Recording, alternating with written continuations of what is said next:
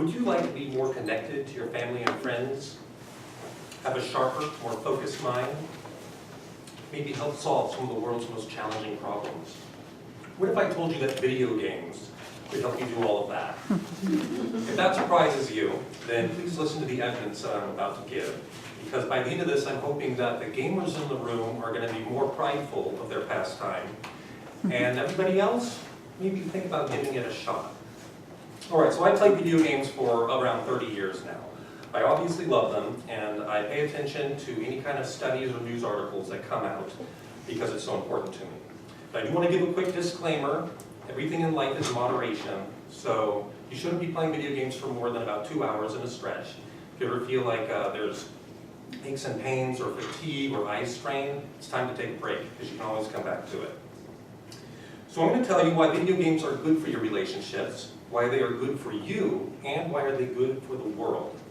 First off, what's wrong with the world? Well, 3 things that I often think about is crime, disease, and social media is currently being blamed for the rise in feeling isolation and depression.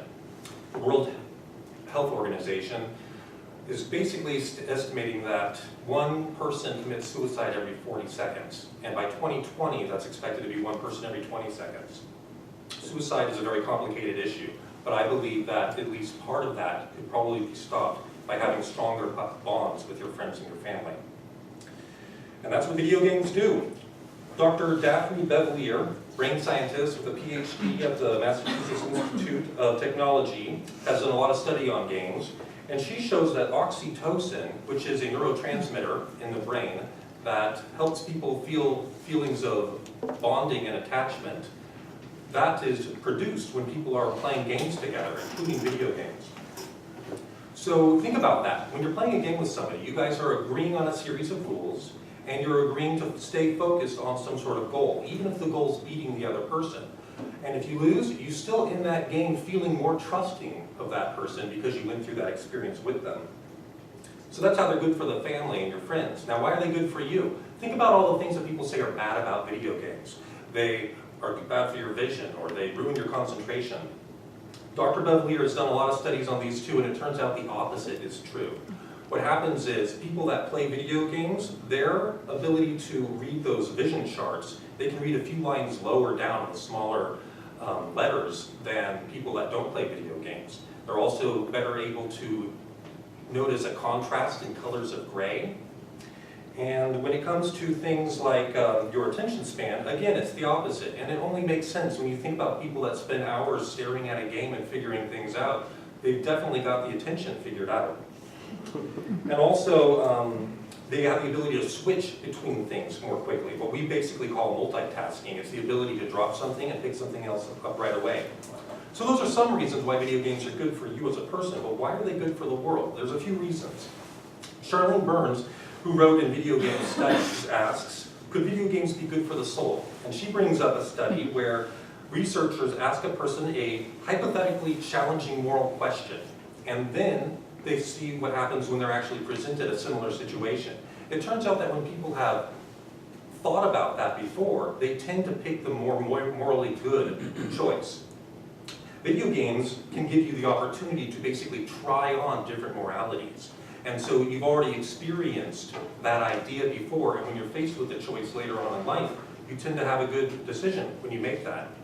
So one of the ways that can be pointed to is consider that 90% of all child boys and 40% of all girls in America play video games. You would think that after all this time, they would be, firing those neural synapses of violence again and again, and probably be pretty violent people. But it turns out that statistically, juvenile crime is at its lowest rate that it's been in 30 years, which, surprisingly, is about how long video games have been around. So, other reasons that video games are good for the world, I'm going to show you right here. This is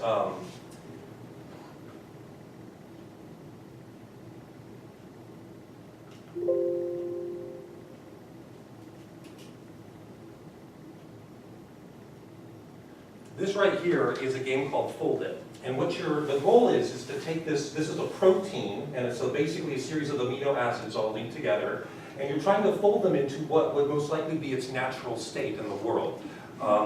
and you get more points the closer that you get to it. Scientists have been trying to figure out all sorts of ways that proteins really fold because they're not exactly sure. And so you can't have computers run simulations of this kind of thing. This spatial moving is something that computers are not good at yet. But humans, very good at it. So what do? They thought, wow, if we could figure out how the protein that basically replicates the AIDS virus was folded, we might be able to work on some ways to solve that problem. And so they put that out to the world in this game. They've been working on this for 12 years. How long do you think it took the gaming community to solve this fold? 10 days. And that's it, everybody. This right here is the Mason-Pfizer monkey virus, which is the protein strain that's responsible for replicating the AIDS virus. All right, so hopefully I've given you guys some ideas on why video games are actually good for you, the world, and your family, and give you some reasons to play. So you might be thinking, well, what do? I want to play a game now. One thing I would say is if you have any friends or family that are playing a game, sit down with them and try it out. Learn some new rules and see what they do. At the very least, you're going to build a really nice bond with that person. For those of you that are feeling like, I don't think I want anybody to watch me playing my first game, there's websites. This one's called armorgames.com. It's a free website. There's lots like this, and you can just log on here. You don't need to create your own login. You don't need to download anything. You just click on one of these, and you can see that they're all organized. You want to try something turn-based, mouse only. You want arcade, racing games, puzzle games. They're all right there. And I would say, just set a timer. Play one of them for 5 minutes. If you like it, keep playing. Not past 2 hours. But if you don't like it, try something else and maybe another genre of those games. Last thing I want to leave you guys with is, why do we even play games? Well, the obvious reason is because they're fun. So right here I'm going to show you guys a video of, it's only a few seconds long, but in this basically, this is a game called World of Warcraft. And what you end up doing is, in this situation, team of 25 people are trying to take down this monster, and they didn't think that they'd be able to do this, obviously. And so you can just see what a gaming community, when they all try to focus on a really challenging goal, how rewarding something like that is.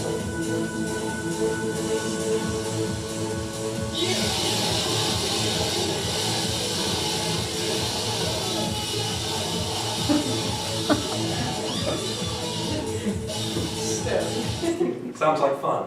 Thank you very much, everybody.